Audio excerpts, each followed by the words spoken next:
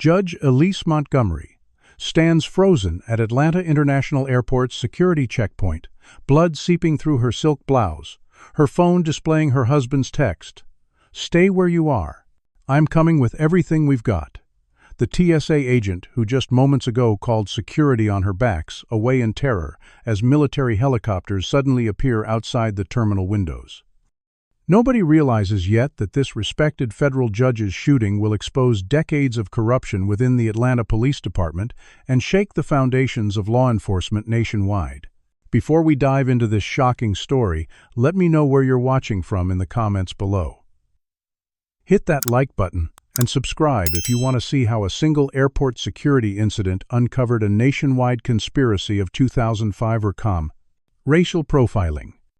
What would you do if you were in Judge Montgomery's position facing armed officers with prejudice in their eyes? Drop your thoughts below and let's get into this incredible true story.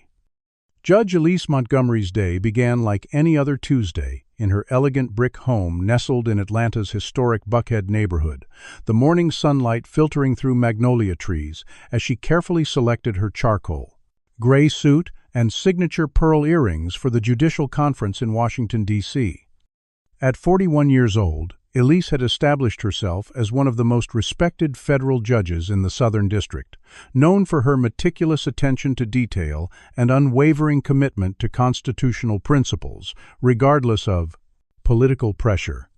Her landmark rulings had made headlines, particularly her decision in Williams v. Atlanta Police Department that mandated body cameras and comprehensive racial bias training, and her controversial ruling against TriStar Corporations for systematic wage discrimination against black employees that resulted in a $120 million settlement. The morning routine in the Montgomery household moved with practiced precision as Lieutenant General Marcus Montgomery, 54, prepared for his day leading the Pentagon's Strategic Response Division, a specialized unit that coordinated military assets during national security crises. Their marriage of 16 years had weathered countless challenges, from overseas deployments to death threats, following controversial cases, strengthening into a partnership built on mutual respect and shared determination to change broken systems from within. "Another coffee before you go?" Marcus asked, sliding a steaming mug across their marble kitchen island, his eyes crinkling with affection, while CNN murmured in the background about Senate confirmation hearings.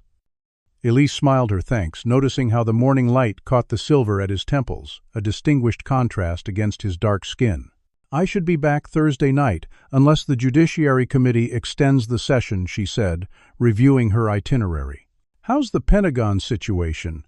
Looking, Marcus's expression tightened almost imperceptibly as he adjusted his immaculate uniform, the usual posturing and politics. General Whitmore made another comment about lowering standards when discussing my proposal for expanding recruitment in underserved communities. Elise nodded, understanding the subtext perfectly as they both navigated worlds where they were often the only black faces in rooms of power, their achievements constantly subjected to additional scrutiny and subtle undermining despite their impeccable credentials. As she gathered her documents for the flight, their housekeeper, Mrs. Santiago, delivered the morning mail, including a plain manila envelope with no return address that was heavier than it appeared.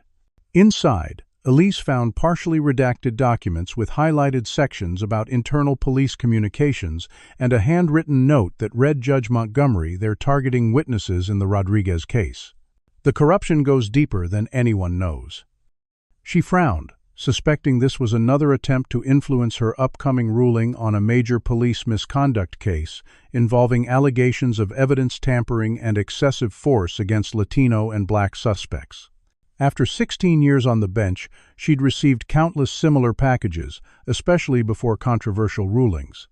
"Another conspiracy theorist?" Marcus asked, noticing her expression.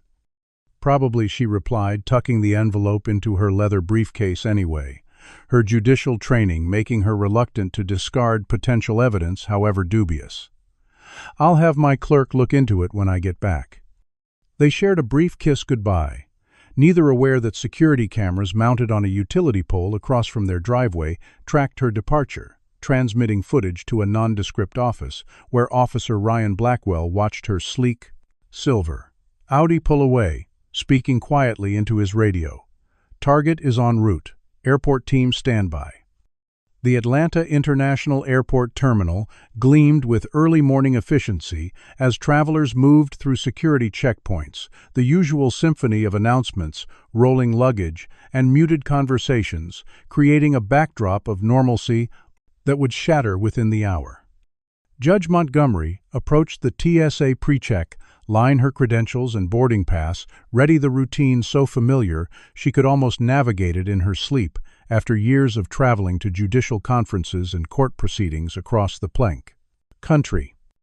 The first indication that something was amiss came when the TSA agent, a young woman with tight blonde braids and a name tag reading Collins, scrutinized her ID longer than usual, her expression shifting from professional detachment to something harder. "Ma'am, I need you to step over to secondary screening," Collins announced, placing a yellow marker on Elise's carry-on bag despite the clear pre-check designation and judicial credentials visible on her ID holder. "There's been a random selection for additional security." Elise raised an eyebrow but maintained her composure, accustomed to the random screenings that had followed her through decades of air travel, an all-too-familiar pattern for successful Black Americans moving through predominantly white institutions. "Of course," she replied evenly, stepping to the indicated area where a male agent began meticulously removing items from her carefully packed bag, including her laptop case materials and the manila envelope from that morning.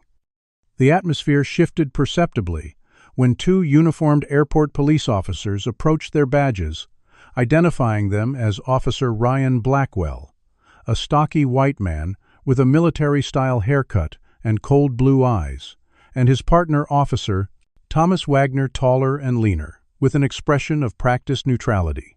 "ID and boarding pass." "Again," Ma'am Blackwell demanded, without introducing himself, his tone making the honorific sound more like an insult than a courtesy. Elise presented her credentials once more, including her federal judicial identification. "I'm Federal Judge Elise Montgomery, headed to Washington for a judicial conference. Is there a problem with my documentation?" Blackwell's eyes narrowed as he examined her ID, deliberately taking his time while travelers moved past, some casting curious glances at the unfolding scene. "This judicial ID could be fake. We've had issues with counterfeit credentials," he stated flatly, though no such cases had been reported at Atlanta International. "I need to verify this. Step aside and place your belongings on the table." The tension escalated when Elise passed through the metal detector and it beeped softly, triggered by her small judicial pin, a routine occurrence she always explained during travel.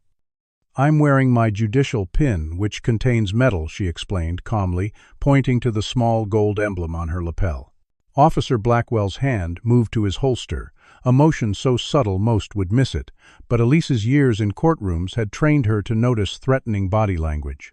"Remove it and place it in the bin," he ordered, stepping closer, invading her personal space in a manner that felt deliberately intimidating. Elise complied, maintaining eye contact, her heart rate increasing, despite her outward calm. When her phone chimed with a message from Marcus, she reached for it instinctively. "Put the phone down now." Blackwell barked, his hand now fully on his weapon. "I need to contact my husband," Elise stated firmly, her judicial authority evident in her tone as she began to dial, refusing to be bullied in a public space where she had every right to communicate. "I said put it down." The situation spiraled into chaos as Elise reached into her bag for her judicial credentials case, which contained additional identification that would confirm her status beyond any doubt. Officer Blackwell, claiming he saw the movement as reaching for a weapon, drew his service pistol with alarming speed. "Gun." "She's got a gun," he shouted, creating instant panic in the security area. 3 shots rang out in rapid succession, echoing deafeningly through the terminal as travelers screamed and dove for cover. The first bullet grazed Elise's right arm, tearing through her suit jacket and leaving a burning trail across her skin. The second struck her left shoulder with stunning force, spinning her partially around as searing pain exploded through her body. The third bullet embedded itself in her leather briefcase, striking the manila envelope and sending paper and blood spattering across the pristine airport floor. Elise fell backward, her head striking the edge of the security table, consciousness wavering as blood spread across her cream-colored silk blouse.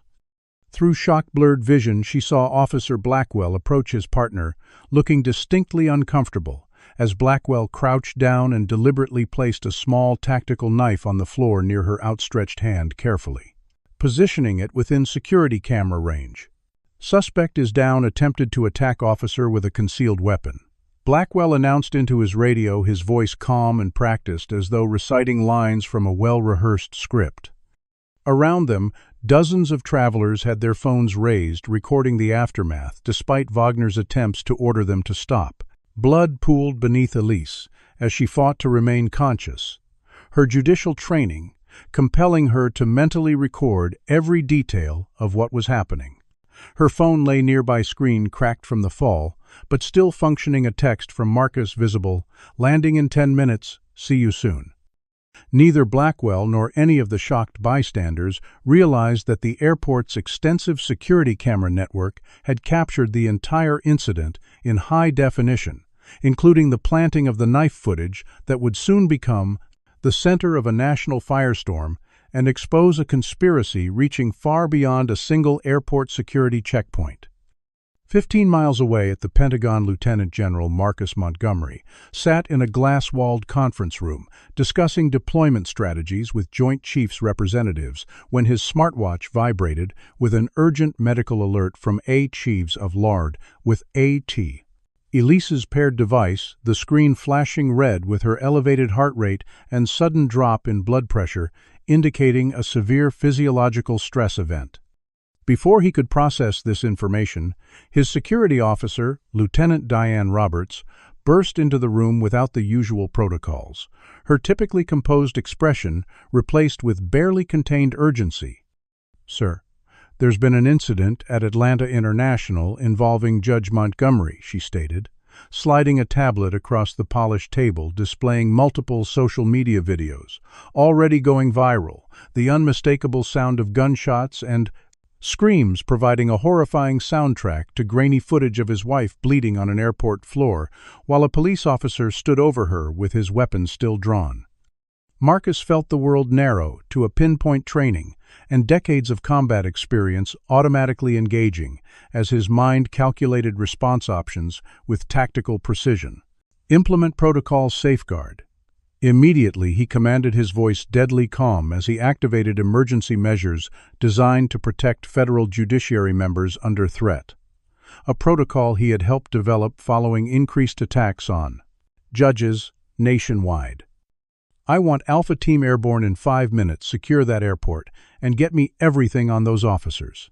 The conference room erupted into controlled chaos as officers began rapid-fire communications, military efficiency taking over, while Marcus stepped aside to make a direct call to his most trusted officer, Colonel James Washington. "James Elise has been shot by Atlanta PD at the international terminal. I'm invoking Eclipse Override Authority. Get our people there now and lock it down under judiciary protection statutes." The rarely used Eclipse Override Authorization allowed for temporary deployment of military assets to protect federal judiciary under imminent threat, a measure created after the assassination of a federal judge in Texas 3 years prior. Meanwhile, at Atlanta International, the aftermath of the shooting continued to unfold in conflicting directions. Officer Blackwell stood over Elise, refusing medical personnel immediate access while claiming to secure the scene, though his actions seemed more focused on controlling witness access and confiscating phones from travelers who had recorded the incident. "Everyone back up. This is an active crime scene," Wagner shouted, attempting to clear the area, while airport staff who recognized the respected judge exchanged alarmed glances. Behind the security desk, TSA Agent Collins covertly texted a contact at the Atlanta Journal-Constitution federal judge shot at security. "Cops planted evidence. Get someone here now." Elise, drifting in and out of consciousness as blood soaked through her clothing, heard Blackwell speaking into his radio with disturbing composure. Target neutralized at Checkpoint B. Evidence secured. Proceeding with containment protocols. When her phone rang with Marcus's call, Blackwell picked it up, examining the screen that displayed Marcus and a photo of her husband in full military dress. He answered with bureaucratic officiousness. Atlanta Airport Police Officer Blackwell speaking. This phone belongs to a suspect in custody. The silence that followed lasted only seconds, but felt weighted with deadly potential before Marcus's voice emerged, controlled but promising violence in its very restraint. Officer Blackwell, this is Lieutenant General Marcus Montgomery, Pentagon Strategic Response Command. You have exactly 30 seconds to get a medical team to my wife before I consider this an attack on a federal judge requiring full military intervention. The color drained from Blackwell's face as he realized whose wife he had just shot, his eyes darting to Wagner with newfound panic as the implications cascaded through his mind. Across the city, Atlanta Police Commissioner Harold Reynolds was stepping out of a fundraising breakfast when his phone exploded with notifications. The first video of the shooting already reaching 50,000 views as he ducked into his past and vending and TP car and began damage control operations. I want that airport locked down, all footage secured, and a media statement prepared about an armed suspect. He barked to his assistant, then made a private call. Dr. Winters, you'll be receiving a gunshot victim, federal judge.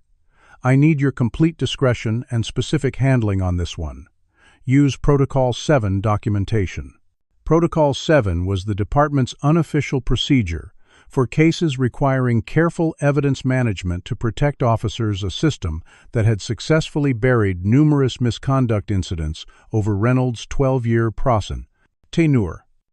At the airport, medical personnel finally reached Elise, their initial assessment confirming a serious but non-fatal shoulder wound and significant blood loss. As they stabilized her for transport, one paramedic noticed the blood-soaked documents scattered near her bag pages, revealing partial lists of names, dates, and case numbers alongside police department headers. Following an instinct that ran counter to his training but aligned with his conscience, he quietly slipped several pages into his pocket before police could secure them. The documents that would eventually reach investigative journalists detailed the calibration program, showing how facial recognition systems at the airport had been specifically programmed to flag successful black travelers for additional screening, creating opportunities for confrontation, and establishing a pattern of incidents that had previously been dismissed as isolated occurrences. Do you believe Judge Montgomery was deliberately targeted, or was this truly a random security incident gone wrong? Comment number 1 if you think this was a coordinated attack, or number 2 if you believe Officer Blackwell was just doing his job. Don't forget to like and subscribe to follow this shocking story as it unfolds. What do you think will happen when General Montgomery arrives with military forces at a civilian airport? Can he legally deploy troops on American soil, or is he risking his entire career to protect his wife? The situation is about to escalate beyond anything Atlanta has ever seen, and you won't believe the conspiracy that's about to be uncovered. Lieutenant General Marcus Montgomery moved with cold precision through the Pentagon's Secure Operations Center, the room's lighting casting harsh shadows across his face as multiple screens displayed real-time satellite imagery of Atlanta International Airport. Flight patterns diverted from normal approaches as his team implemented a rarely used security protocol designed for judicial protection. I want 3 Blackhawks with Alpha Team on the ground in 20 minutes. Full tactical gear, but minimal visible weapons. He instructed, his voice betraying none of the rage and fear, coursing through him as images of his wounded wife replayed in his mind. Captain Johnson, I need complete digital control of that airport, every camera, every communication system. Captain Aisha Johnson, 34, the division's cybersecurity specialist, and one of the few black women in her position, nodded sharply, her fingers already flying across multiple keyboards. Accessing their systems now, sir. I've got preliminary facial recognition on Officers Blackwell and Wagner, pulling their service records and complaint histories. The information appearing on her screen caused her to inhale sharply. Sir Blackwell has 17 civilian complaints for excessive force, 15 against minorities, all dismissed by Internal Affairs. Wagner has 8, plus a domestic violence charge that was expunged. Marcus processed this information without visible reaction, turning instead to Major David Chen, his tactical operations leader, a compact Asian American officer whose family had faced wartime internment 2 generations earlier. "David, I want your team to secure all evidence at that checkpoint before it mysteriously disappears. Atlanta PD has a history of lost footage in police misconduct cases." Chen nodded, already coordinating with his unit through a secured communication channel. "Teams are gearing up now, sir. We've got judiciary protection authorization through the Eclipse protocol, but we're technically in a gray area deploying on domestic soil without a declared emergency." "I'm well aware of the legal implications, Major Marcus," replied his tone, making clear that such concerns were secondary to his wife's safety. "Colonel Washington will handle the jurisdictional issues." Colonel James Washington, a distinguished Black JAG officer who had worked alongside Elise on judicial reform initiatives, was already on a separate line with contacts at the Justice Department. "We're invoking Executive Order 14671, Paragraph 3, which authorizes military protection of federal judiciary under imminent threat. Yes, I understand the precedent this creates. No, this cannot wait for committee approval." Across the Operations Center, analysts and officers worked with focused intensity, many having served with Marcus for years, and understanding the unprecedented nature of their actions. The mobilization of military assets on American soil outside of a natural disaster or declared emergency would normally trigger extensive oversight. But the Eclipse Protocol created a brief window of autonomous action when a federal judge was under active threat. As the military response gathered momentum, Atlanta Police Commissioner Harold Reynolds sat in his office overlooking downtown, watching with growing alarm as reports filtered in about military helicopters approaching the city. "What the hell does the Pentagon think they're doing?" he demanded of his assistant. "Get me the mayor, the governor, and Homeland Security on the phone immediately." His next call was to Internal Affairs, specifically to Detective Sandra Miller, a veteran officer known for her ability to manage problematic evidence. "Sandra, I need you at the airport immediately. Judge Montgomery incident. Make sure our officers' statements are consistent and all camera footage is properly preserved." The emphasis on properly preserved conveyed his actual meaning clearly enough. "Sir, this is already all over social media," Miller replied, concern evident in her voice. "Military involvement changes the equation." Reynolds slammed his fist on his mahogany desk, the carefully curated image of a progressive police commissioner cracking under pressure. "Just do your job, detective. This department has survived worse scrutiny."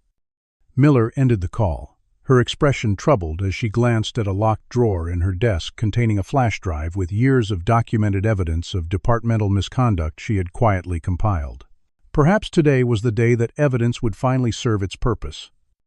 At Atlanta Memorial Hospital, security personnel received instructions to prepare for the arrival of a high-profile gunshot victim with national security implications, unaware of the jurisdictional storm about to engulf them as both police and military units converged with conflicting authority. In the ambulance speeding toward the hospital, Elise Montgomery drifted in and out of consciousness, the paramedics working to stabilize her as blood soaked through pressure bandages on her shoulder. In a moment of clarity, she recalled the emergency protocols she and Marcus had established years ago after her first death threat, reaching with her uninjured arm toward her ankle, where a second phone remained concealed in a specially designed holster. With trembling fingers, she activated its recording function, as the police officer riding in the ambulance spoke quietly into his radio. "Package en route to Memorial. Reynolds wants all evidence controlled and media kept away." The knife placement was clean, should play well on camera. The officer remained oblivious to being recorded, continuing his conversation, as Elise closed her eyes, conserving her strength for the battle she knew was coming.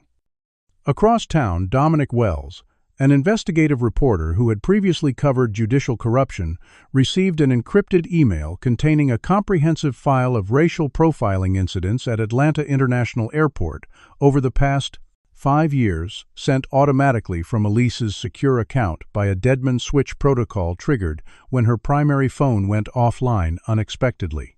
The subject line read simply, "In the event of my incapacitation or death, publish immediately."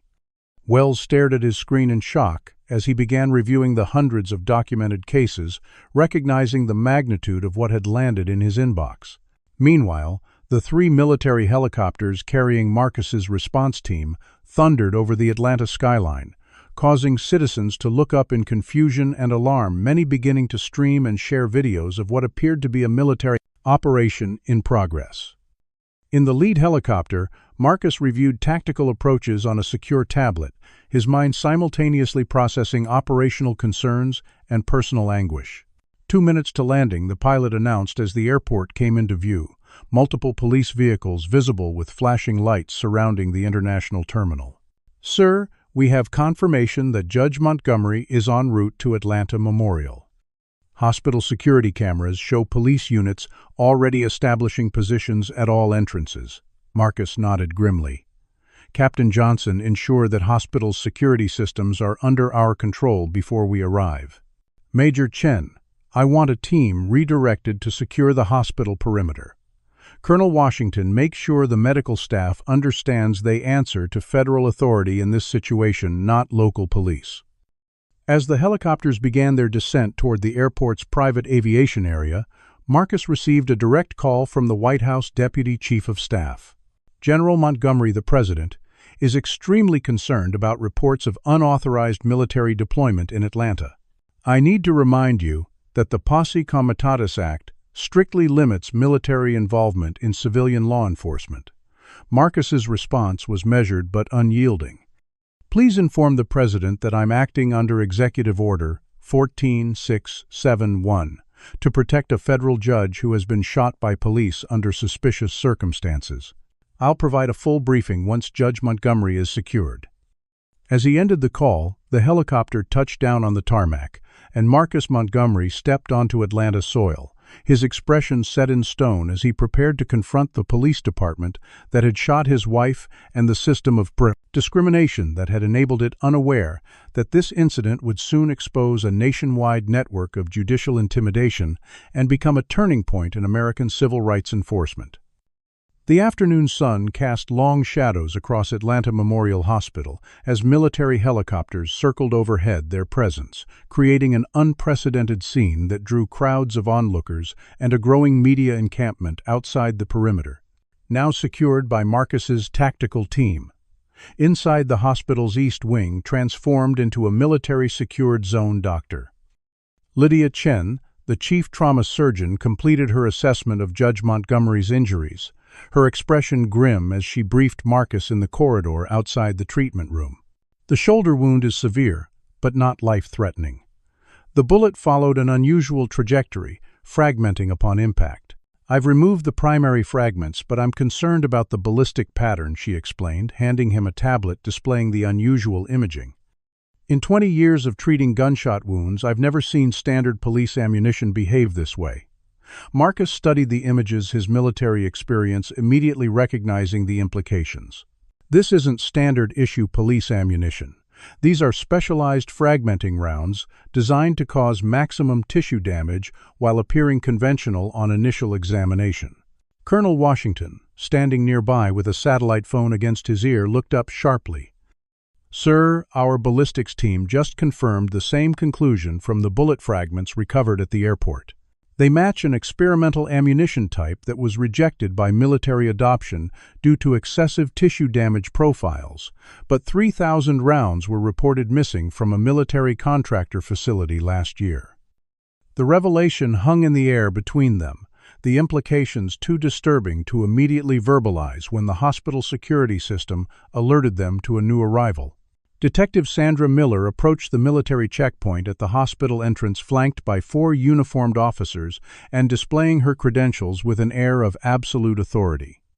"I need immediate access to the shooting victim to conduct an official police investigation," she announced to Major Chen, who stood impassively blocking her path, his tactical team positioned strategically throughout the lobby. This is an active criminal investigation under Atlanta PD jurisdiction. Colonel Washington stepped forward, digital tablet in hand, displaying official documentation. Detective Miller Judge Montgomery is under federal protection by order of the Justice Department. Any evidence collection must be conducted under dual supervision with federal oversight. Miller's expression tightened with barely concealed frustration. Colonel, this is a local police matter involving a suspect who allegedly threatened an officer with a weapon. Your presence here is extrajudicial at best, illegal at worst. Before Washington could respond, the hospital doors slid open again as Commissioner Reynolds strode in, accompanied by Mayor Patricia Wilson, an elegant black woman in her early 60s whose political acumen had made her a national figure, but whose relationship with the police department had always been politically complicated. General Montgomery, the mayor, began, her tone diplomatic but firm. While I understand your concern for your wife, the deployment of military personnel on Atlanta streets has created a serious situation. Governor Harris is considering activating the National Guard if these forces aren't withdrawn. Marcus met her gaze directly, his response measured but unyielding. Mayor Wilson, I'm operating under federal authority to protect a federal judge who was shot by police officers with documented histories of racial discrimination. My teams have already secured evidence showing the weapon allegedly found in my wife's possession was planted after the shooting. Commissioner Reynolds stepped forward, his face flushing with anger, poorly disguised as professional concern. Those are serious allegations that will be properly investigated through official channels. In the meantime, your troops have no jurisdiction here. The tension in the lobby was interrupted by Captain Johnson, who approached with a secure tablet displaying multiple video feeds. Sir, I've completed analysis of all security footage. The airport's primary system shows clear evidence of Officer Blackwell planting the knife, but I've discovered a secondary recording system that captured something even more concerning. She swiped to another video showing Officer Blackwell receiving a text message 30 minutes before Elise arrived at the checkpoint. The timestamp and partial screen content clearly visible. Target arriving checkpoint B. Intercept and neutralize. Use standard protocols for resistance scenario. The implications silenced everyone in the lobby momentarily before Reynolds recovered, his tone dismissive. Digitally altered footage won't stand up to scrutiny, Captain. This shameless attempt to frame hard-working officers won't go unchallenged. Captain Johnson's expression remained professional despite the insult. The footage has already been authenticated by 3 independent forensic experts and submitted to the FBI Cyber Division. Additionally, we've uncovered evidence of a program called Calibration, embedded in the airport's security systems. She displayed complex code on her tablet. This program specifically flags travelers based on racial characteristics combined with professional indicators like expensive clothing, high-end luggage, or luxury watches, with a particular focus on successful black travelers. Mayor Wilson's political composure faltered visibly at this revelation, her gaze shifting from Reynolds to Marcus with new understanding. Is this true? Commissioner Reynolds dismissed the question with practiced ease. More baseless allegations. General, your wife reached for an unidentified object after being instructed to keep her hands visible. Officer Blackwell followed standard procedures for a potential threat scenario. The standoff was interrupted by a medical alarm from Judge Montgomery's room, Dr. Chen rushing inside as monitors signaled distress. Marcus followed immediately, personal concern overriding the political confrontation. Inside, Elise had regained consciousness, her voice weak but determined as she beckoned him closer. Marcus, the documents in my bag. They weren't random. I've been receiving them for weeks, evidence of a systematic targeting program. Her breathing was labored, but her mind remained sharp, years of judicial precision evident in how she organized her thoughts despite her condition. The last envelope contained names of judges and lawyers who've opposed police department interests, along with security incidents that happened to each of them. It's not just Atlanta. It's coordinated across multiple cities.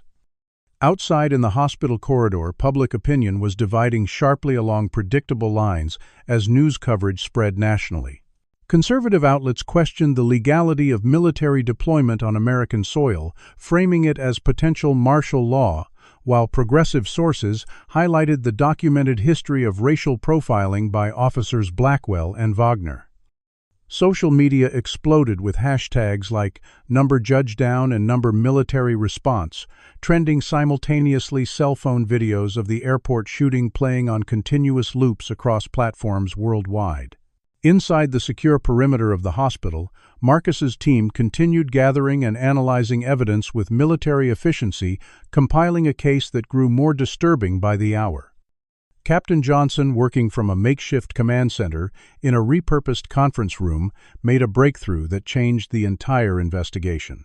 "Sir, I've gained access to the back-end systems of the Calibration program. It's not just a facial recognition system. It's part of a larger network called Judicial Temperance, with modules operating in 12 major airports nationwide." Her voice contained barely controlled outrage as she displayed a comprehensive dashboard showing statistics of interventions categorized by race, profession, and outcome. They're specifically targeting Black judges, prosecutors, and civil rights attorneys who've ruled against or investigated police departments. The system generates pretexts for confrontations that can be escalated to justify use of force or arrests that undermine their credibility. As evening fell across Atlanta, the hospital had become the epicenter of a constitutional crisis, with police units surrounding the perimeter controlled by military forces, news helicopters circling overhead, capturing the unprecedented standoff, and citizens gathering with signs, either supporting the police or demanding justice for Judge Montgomery. Governor Nathan Harris held an emergency press conference, initially supporting the police department, but visibly faltered when journalists presented him with emails Captain Johnson had uncovered showing his office had received multiple reports about discriminatory practices at the airport, but had classified them as politically sensitive and declined to investigate. Inside the secure medical wing, Elise Montgomery's condition stabilized enough for her to provide a formal statement recorded by Colonel Washington and witnessed by a federal magistrate judge brought in specifically for this purpose. "I was deliberately targeted because of my upcoming ruling in Rodriguez versus Atlanta Police Department." She stated, her judicial demeanor intact despite her injuries. "The documents I received suggest this is not isolated to Atlanta, but represents a coordinated effort to intimidate judges ruling on police misconduct cases nationwide." As her testimony continued, the pieces of a conspiracy far larger and more disturbing than a single airport shooting began to emerge, pointing towards systematic judicial intimidation that would soon shake the foundations of law enforcement agencies across the country.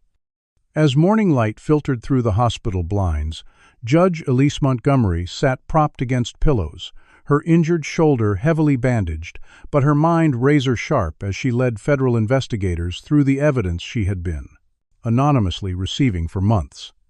It started with small anomalies in airport security experiences, she explained to the assembled team of military and Justice Department officials gathered in her secure hospital suite. Black judges and attorneys reporting unusual confrontations at security checkpoints, especially before major cases involving police accountability. She gestured toward the stack of documents, now spread across her hospital tray, many stained with her dried blood, but their contents still legible.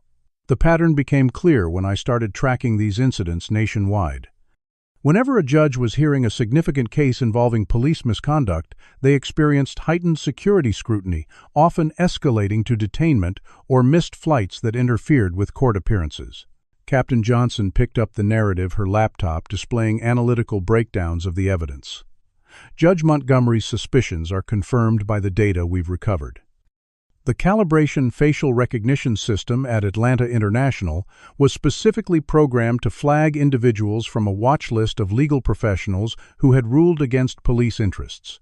She swiped to a new screen showing Officer Blackwell's personnel file alongside internal communications.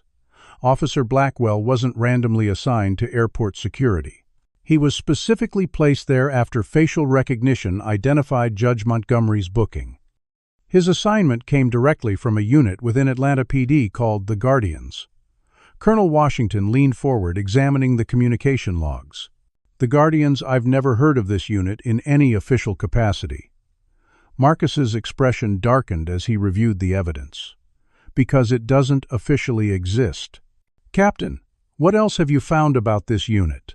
Johnson's fingers moved rapidly across her keyboard, bringing up encrypted communications she had decrypted overnight. The Guardians appears to be a shadow unit, operating within at least 17 major police departments nationwide. Their stated purpose in these communications is to protect the thin blue line from activist judges and prosecutors who endanger officers and public safety with politically motivated rulings. She displayed an organizational chart showing connections between the unit and various police leadership positions.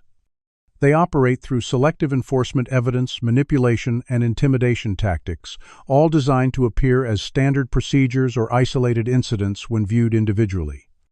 Across town at the Atlanta Journal-Constitution, Office's investigative reporter Dominic Wells had been working through the night, verifying the explosive material from Elise's Dead Man Switch protocol with his sources and conducting interviews with 27 previous victims of similar random screenings that had turned violent or led to detainment. His editor stood behind him reading the draft story with increasing disbelief. "You're sure about all this, Dominic? This alleges a nationwide conspiracy targeting black judges and lawyers. That's a massive claim." Wells nodded without looking up from his screen, where he continued refining the article. Every allegation is supported by multiple sources, internal documents, or video evidence. Judge Montgomery's materials alone provide enough verification, but I've independently confirmed key elements through court records showing how judges who experience these incidents subsequently recuse themselves from police misconduct cases at statistically improbable rates. His phone buzzed with a text from an anonymous source.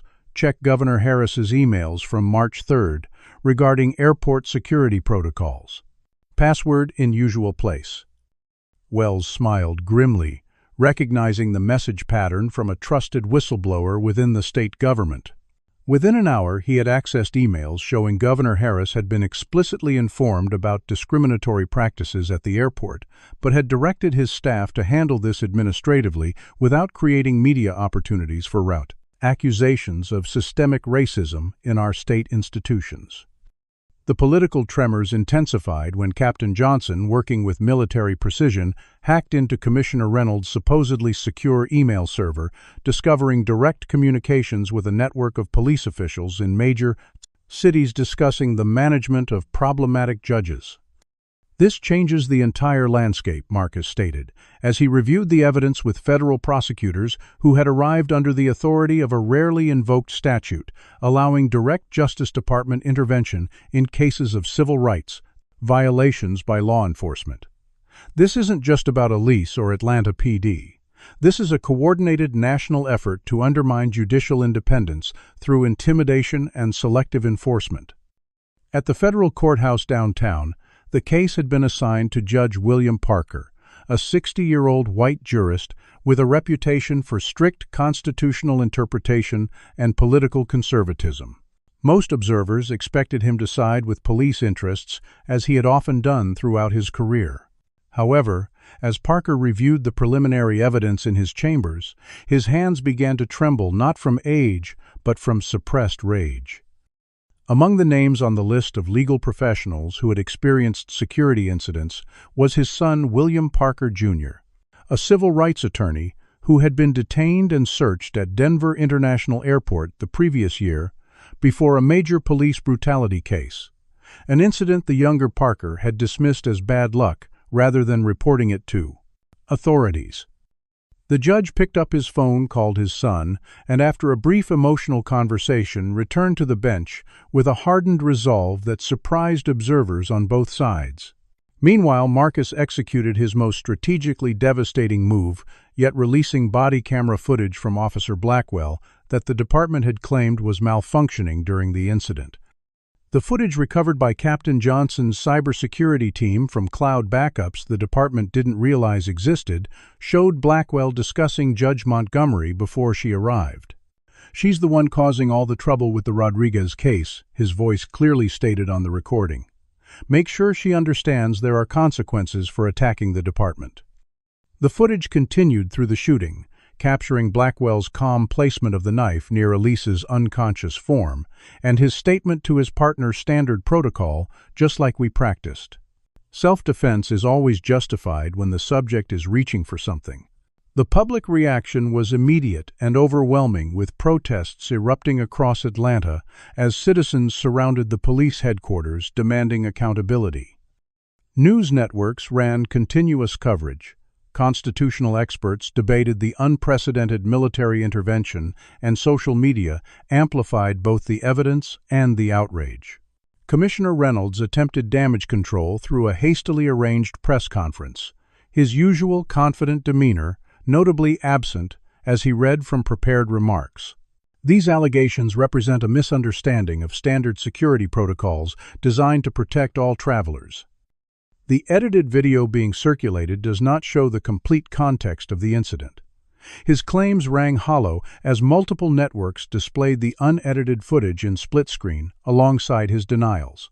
The most damning revelation came when Judge Parker issued an emergency ruling from the bench authorizing federal seizure of all Atlanta PD records related to the Guardians Unit and judicial monitoring programs. The evidence presented suggests a systematic effort to undermine the independence of the federal judiciary through intimidation and violence. Parker stated his voice, carrying the weight of personal as well as professional outrage. Such actions strike at the very foundation of our constitutional system and cannot be permitted to continue while legal proceedings determine the full scope of accountability. Do you believe there are secret police units operating to intimidate judges in real life, or is this kind of corruption only possible in movies and television shows? Comment number 1. If you think systematic corruption exists in law enforcement, or number 2. If you believe most police departments operate with integrity and oversight. Don't forget to like and subscribe to follow the conclusion of this shocking story. What lengths will Commissioner Reynolds go to now that his secret program has been exposed? Will he surrender to federal authorities, or is he about to launch a desperate counterattack that could put more lives at risk? The most dangerous dows in time, when no. Moments often come when powerful people feel cornered, and Reynolds has resources no one has discovered yet. Twilight descended over Atlanta as Commissioner Reynolds retreated to a secure conference room 3 levels below police headquarters, a facility designed for crisis management during natural disasters, but now serving as a command center for what the commissioner viewed as an existential threat to his department's autonomy. The military presence exceeds all jurisdictional boundaries, Reynolds declared to the assembled group of high-ranking officers and tactical specialists, his tailored suit replaced by tactical attire that emphasized his transition from administrator to field commander. We're implementing Emergency Response Protocol Delta immediately. The gathered officers exchanged uneasy glances, aware that Protocol Delta authorized deployment of the department's militarized Special Enforcement Section, essentially creating the potential for armed confrontation with federal forces. Deputy Commissioner Vance, a veteran officer whose caution had earned him both respect and stalled promotion opportunities, raised the obvious concern. Sir, deploying armed units against the military would constitute insurrection under federal law. We should pursue legal channels to resolve this jurisdiction dispute. Reynolds dismissed the objection with a sharp gesture. They've manufactured evidence against our officers and invaded our city with military forces based on the word of a biased judge who's consistently ruled against police interests. The legal channels are already compromised. His next orders sent a chill through the room. I want Judge Montgomery's residence secured immediately. There will be additional evidence there that could damage the department if it reaches federal hands. The implied instruction to plant or destroy evidence wasn't lost on anyone present, though only Deputy Commissioner Vance had the courage to object. Commissioner, that action would cross a line from procedural dispute to federal obstruction of justice. Reynolds fixed him with a cold stare. Your objection is noted, Deputy. You're dismissed from this operation due to your conflict of interest. After Vance's departure, Reynolds continued outlining a multi-pronged strategy to regain control of the narrative and the evidence, unaware that Deputy Vance's principled stand would have immediate consequences. 20 minutes later, Vance sat across from FBI Special Agent Diana Torres in a coffee shop 3 blocks from headquarters, sliding a flash drive across the table. Everything from the Protocol Delta briefing, including Reynolds' orders, to secure and sanitize the Montgomery residence. I can't be party to this. At Atlanta Memorial Hospital, Marcus received the intelligence from FBI Director Keller directly. Reynolds is mobilizing tactical units for a counteroffensive, including an attempt to raid your home. We have agents en route, but they may not arrive before police units. Marcus's response was immediate and decisive. Elise is being evacuated to a secure military medical facility immediately. Captain Johnson, alert our teams at the residence to expect company. He turned to Colonel Washington. Reynolds is escalating beyond legal boundaries. We need to ensure all evidence is preserved and witnesses are protected. The hospital corridor erupted into controlled chaos as medical staff prepared Judge Montgomery for helicopter transport, the rhythmic thump of rotor blades already audible approaching the rooftop landing pad. Reynolds' tactical miscalculation became apparent when the first police units arrived at the Montgomery residence to find it already secured by federal agents who had anticipated the move based on Deputy Vance's warning. The resulting standoff added another flashpoint to the city's growing crisis, with armed federal agents and police tactical teams facing each other across the manicured lawn of the judge's suburban home. Simultaneously, Captain Johnson's cybersecurity team delivered another devastating blow to Reynolds' operation, accessing his offshore financial records through a sophisticated hack that revealed regular payments from private prison contractors proportional to conviction rates of black defendants from his jurisdiction. Sir, these transfers correspond exactly with conviction statistics, Johnson reported, displaying the correlation graphs on her tablet. Every time conviction rates increased, Reynolds received percentage-based payments through a shell company in the Cayman Islands. The evidence of financial corruption added another dimension to the case, transforming it from a civil rights violation to potential racketeering charges under federal statutes. As darkness fell completely over Atlanta, Reynolds implemented the next phase of his desperate counteroffensive, ordering coordinated police raids on the homes of witnesses who had recorded the airport shooting, as well as officers who might testify against department practices. The raids found empty residences, however, as Marcus's team had already evacuated key witnesses to secure locations, anticipating Reynolds' tactics with military foresight. At City Hall, Mayor Wilson faced the most difficult decision of her political career, as evidence of her office's awareness of discriminatory practices was presented to her by federal investigators. We received complaints. She acknowledged her normally confident posture, diminished by the weight of the revelations. But they were always presented as isolated incidents rather than systematic policy. Reynolds assured me each case was being properly investigated. The lead federal investigator slid another document across her desk. Mayor Wilson, we have emails showing your office redirected discrimination complaints to internal affairs rather than the Civilian Review Board, effectively ensuring they would be dismissed without public scrutiny. Wilson studied the evidence, her political calculus visible in her expression, as she weighed decades of complicated relationships with the police department against her own moral compass and legacy. What are you asking of me? The investigator's response was direct. Your public support for a complete federal investigation and temporary receivership of the department during the investigation phase. Without your support, Reynolds will continue claiming political persecution rather than accountability. After a moment that seemed to stretch into eternity, Wilson nodded decisively. Schedule a press conference for 9 a.m. I'll announce my full cooperation with the federal investigation. As this political drama unfolded, Governor Harris was facing his own crisis of conscience, reviewing the evidence Captain Johnson had uncovered, showing his office's complicity in ignoring discrimination complaints. His initial instinct to defend state sovereignty against federal intervention wavered as his chief of staff presented polling data, showing public opinion shifting dramatically against the police department as video evidence spread across social media platforms. The political reality is changing hourly, Governor. Supporting Commissioner Reynolds against this evidence would be political suicide, particularly with midterm elections approaching. Harris made his decision with the pragmatism that had defined his political career, issuing an executive order authorizing National Guard units to support federal authorities rather than local police, effectively abandoning Reynolds, choosing the political wind's new direction. The night grew increasingly desperate for Commissioner Reynolds as his support structure collapsed around him. Police units loyal to Blackwell attempted to destroy evidence at the airport, only to discover that civilian airport workers had preserved backup security footage on private devices, having witnessed similar incident cover-ups in the past. Reynolds' final desperate gambit emerged from a late-night strategy session with his remaining loyal officers, a plan to create a false terrorist threat that would justify emergency powers and potentially force federal units to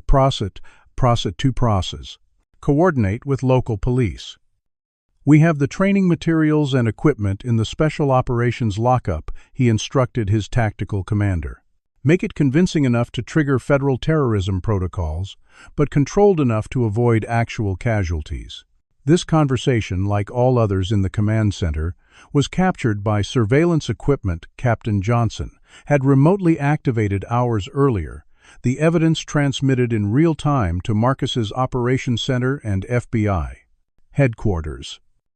As specialized police units prepared to plant explosive devices at strategic locations around the city, they found federal agents waiting at each site, the entire operation compromised before it began. By midnight, the city of Atlanta had transformed into an unprecedented landscape of competing jurisdictions and authority, with military vehicles establishing checkpoints at key infrastructure points, federal agents securing government buildings, and police units increasingly divided between those loyal to Reynolds and those recognizing the inevitable collapse of his authority. Throughout this escalating crisis, Elise Montgomery had been transported to a secure military medical facility outside the city. Her condition stabilized, but her determination undiminished. "This goes beyond Atlanta," she insisted during a secure video conference with Justice Department officials and federal judges from across the country. "The evidence shows a coordinated national effort to undermine judicial independence through intimidation. We've only seen the surface of how deep this network extends." The federal courthouse in downtown Atlanta stood as an island of ordered purpose amid a city transformed by competing security perimeters, military checkpoints, and the constant drone of news helicopters capturing the unprecedented scene unfolding below.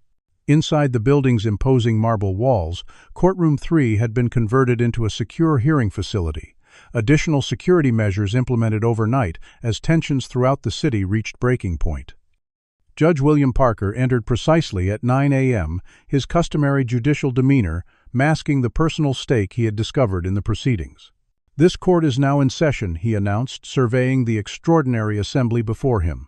"Given the exceptional circumstances, standard rules of evidence have been modified under federal emergency provisions to allow for expedited testimony regarding imminent public safety concerns." A stir of anticipation moved through the packed gallery as the heavy courtroom doors opened and Judge Elise Montgomery entered against medical advice, but insistent on testifying in person. She moved slowly, her left arm in a sling complexion, still pale from blood loss, but her bearing remained unmistakably judicial as she took the witness stand. Marcus watched from the front row, surrounded by federal prosecutors and military security personnel, his expression betraying nothing of the sleepless night spent coordinating the complex security operation that had brought them to this moment.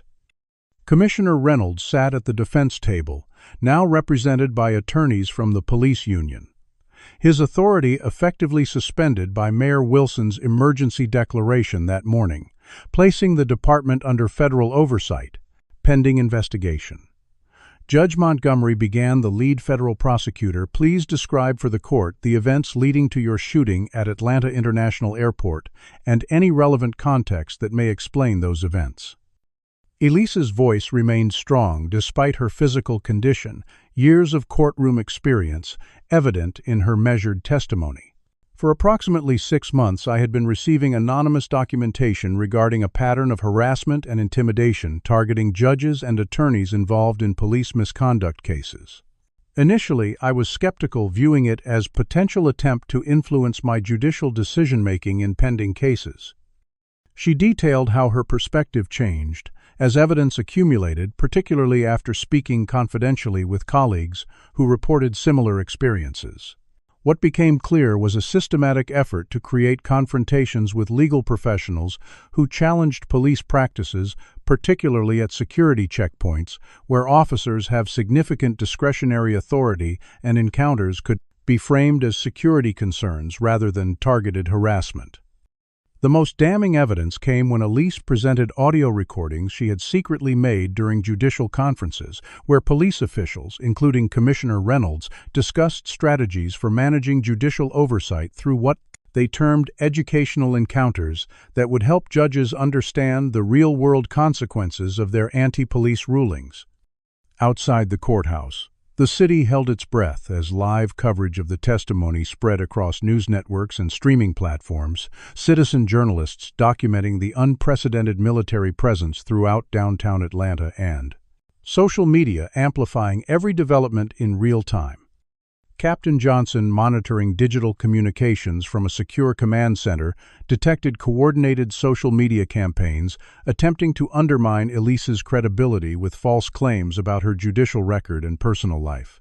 "Sir, we're seeing bot networks activating to push narratives, questioning Judge Montgomery's mental stability, and suggesting she attacked the officers she reported to Marcus during a brief recess." The accounts trace back to a digital influence operation connected to several police unions nationwide. Marcus nodded grimly.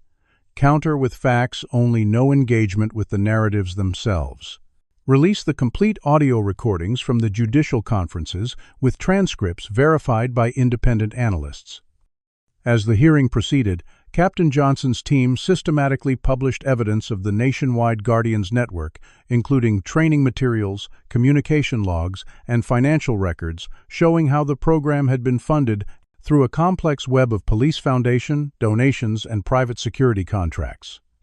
The public release triggered immediate reactions across the country, with attorneys and judges in multiple jurisdictions coming forward with their own experiences of targeted harassment, creating a cascading effect that overwhelmed attempts to control the narrative. Inside the courtroom, Commissioner Reynolds watched his carefully constructed system unravel as former allies distanced themselves and evidence mounted.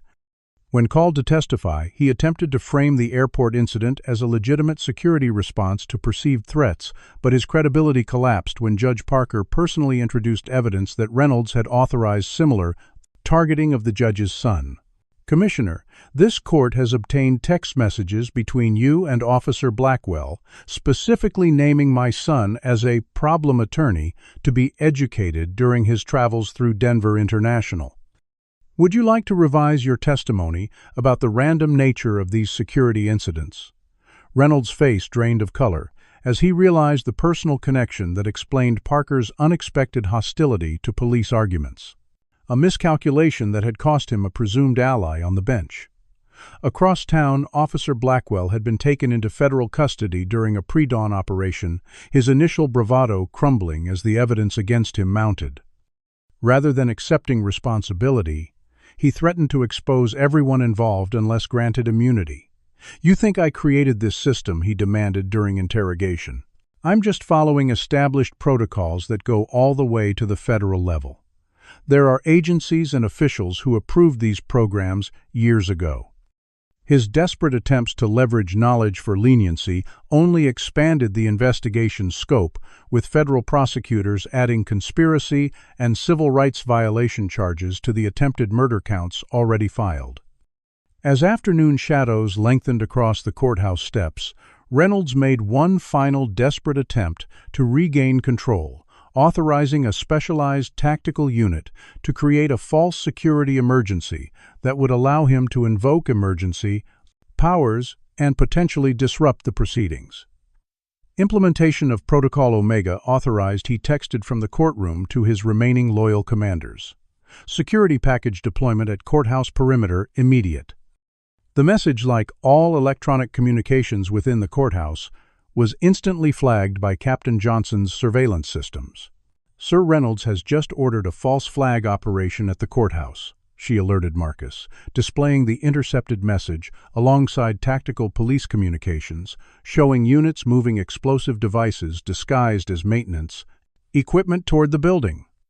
Marcus's response was immediate and decisive, dispatching his own tactical teams to intercept the operation while simultaneously providing the evidence to Judge Parker. The resulting arrest of the tactical unit was broadcast live across all networks. Officers, in police tactical gear, caught on camera placing what appeared to be ordinary maintenance equipment that detection equipment revealed contained explosive components. The final devastating blow to Reynolds' credibility came when Elise concluded her testimony by revealing her most explosive evidence, a recording from a national police leadership conference where similar profiling programs were being taught to departments across the country as proactive judicial management strategies. The recording included discussions of facial recognition deployment, coordinated security incidents, and methods to ensure incidents appeared random rather than targeted. This confirms that the Atlanta system was designed as a node in a national network specifically created to intimidate judges and attorneys who challenged police practices. Elise stated her judicial demeanor momentarily giving way to the 5.com righteous indignation that had driven her career. The systematic undermining of judicial independence represents an existential threat to constitutional governance and the rule of law. Judge Parker's ruling came swiftly and unequivocally: immediate federal receivership of the Atlanta Police Department, suspension of all officers implicated in the Guardians program, and referral of criminal charges to a federal grand jury. This court finds substantial evidence of a criminal conspiracy to obstruct justice through intimidation of federal officers of the court. Parker stated his voice, carrying the full weight of judicial authority. Such actions strike at the very foundation of our legal system and constitute a clear and present danger to constitutional governance. As Reynolds was taken into federal custody, the Justice Department announced simultaneous operations in 11 other cities, where evidence of similar programs had been discovered, transforming what began as a single airport shooting into a nationwide reckoning with systemic judicial intimidation that would reshape American law enforcement for generations to come. 6 months after the shooting that became known nationally as the airport incident, Judge Elise Montgomery stood at the podium in the White House Rose Garden, the early autumn sunlight, glinting off her judicial pins as she addressed the two-day Cs by S. Pausens, Place and Sivan, assembled press corps and government officials. Today, President Chambers has signed Executive Order 14987, establishing the Judicial Protection Act, creating unprecedented safeguards for legal professionals working within our justice system. She announced her voice, carrying the confidence of someone who had faced death and emerged stronger. No judge, prosecutor, or attorney should fear retaliation for upholding the Constitution and the rule of law. The physical evidence of her shooting had faded to a small scar visible at her collarbone, but the systemic changes triggered by that incident had transformed American law enforcement with remarkable speed and scope. Seated in the front row, Marcus Montgomery watched his wife with undisguised pride. His military uniform replaced by the more subdued attire of his new role, heading the Civil Rights Enforcement Division within the Justice Department. Montgomery.com.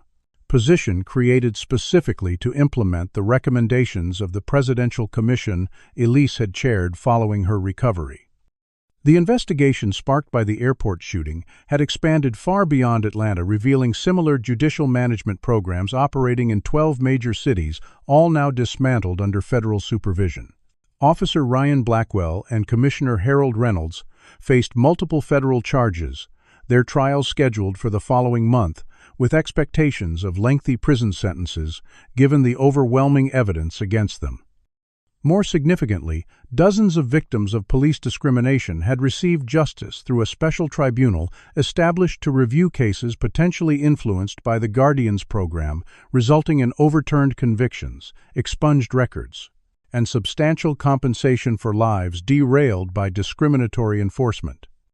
The Calibration facial recognition system had been completely dismantled nationwide, with new federal legislation establishing strict oversight for all biometric surveillance systems used in public spaces and explicit prohibitions against using such technology for targeting based on race, profession, or protected activities.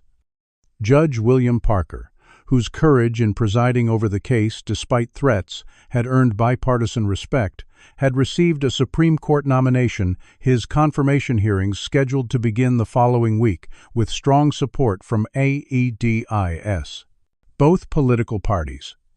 Perhaps most surprising to those who had followed the case was the revelation that Detective Sandra Miller, initially presumed to be part of the cover-up effort, had been secretly gathering evidence against the department for years, while pretending to assist in evidence manipulation.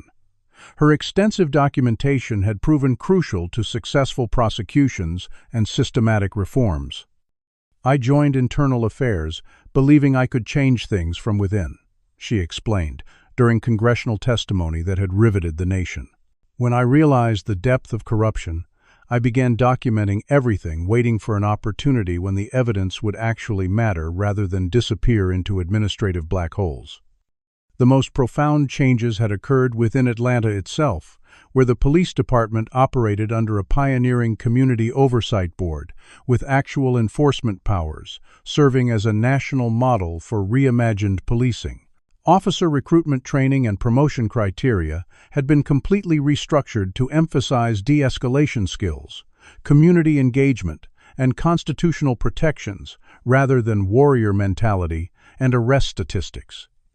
2 weeks after the White House ceremony, Elise found herself walking through Atlanta International Airport toward a flight to Washington, the same security checkpoint where she had been shot, now staffed by a diverse team of officers, operating under new federal protocols that required documentation of all screening decisions and regular analysis of demographic patterns.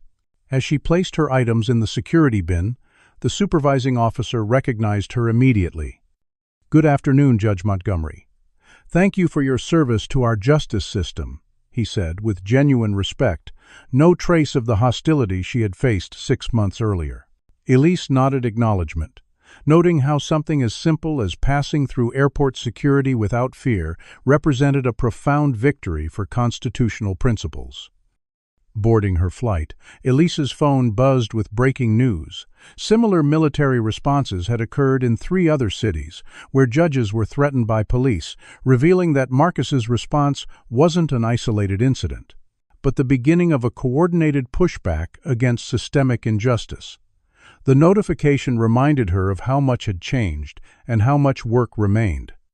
In Washington, she would present comprehensive legislation named the Airport Incident Act, ensuring that what happened to her would become a turning point in American justice rather than just another statistic.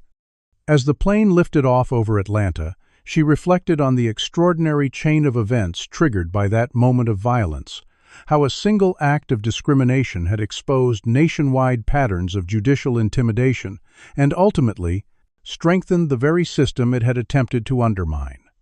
What the architects of the Guardians program had never understood was that true justice could not be intimidated into silence, only temporarily delayed before returning with greater force and determination.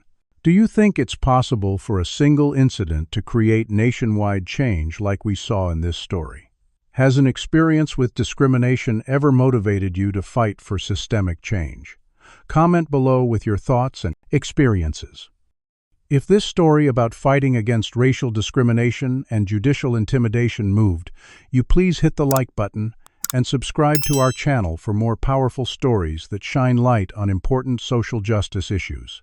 Share this video with someone you know who cares about creating a more just society. Thank you for joining me on this journey through Shots in the Terminal, and remember that real change often begins with the courage of individuals who refuse to be silenced. Shots in the Terminal reveals profound truths about systemic injustice and the power of resilience. First, discrimination often operates through sophisticated systems rather than just individual bias. The Calibration program demonstrates how racism can be institutionalized through technology and policy hidden beneath layers of deviation, plausible deniability. Second, the story shows how positions of authority don't shield Black Americans from racial targeting. Judge Montgomery's status as a federal judge offered no protection when confronted by biased enforcement.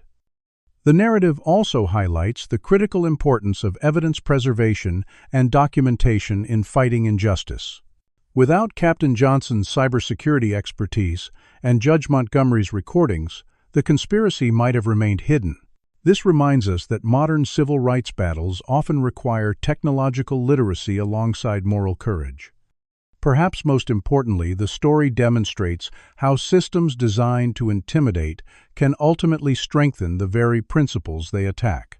What began as an attempt to silence one judge catalyzed nationwide reform, proving that injustice, when exposed to light, can transform defeat into victory. True change requires both individual courage and institutional accountability. Neither alone is sufficient. Finally, the story reminds us that justice isn't automatic or inevitable. It demands vigilance, documentation, and the willingness to stand firm when facing powerful opposition. Has a moment of injustice ever made you question the systems we take for granted? Have you witnessed or experienced racial profiling that made you feel powerless, only to find strength in speaking out? This story shows how courage in the face of discrimination can create ripples of change far beyond what we might imagine. If this exploration of systemic racism and the fight for justice resonated with you, please hit that like button to help others find this important story. Subscribe to our channel for more narratives that expose injustice and celebrate those brave enough to stand against it. Share this video with someone who might need to understand how discrimination operates through institutions, not just individuals. Drop a comment about a time when you witnessed someone standing up against discrimination, or tell us what you would have done in Judge Montgomery's position. Your stories matter in this ongoing conversation. Thank you for joining us in examining difficult truths. Together, we can build a more just world by recognizing discrimination in all its forms and supporting those fighting on the front lines for equality.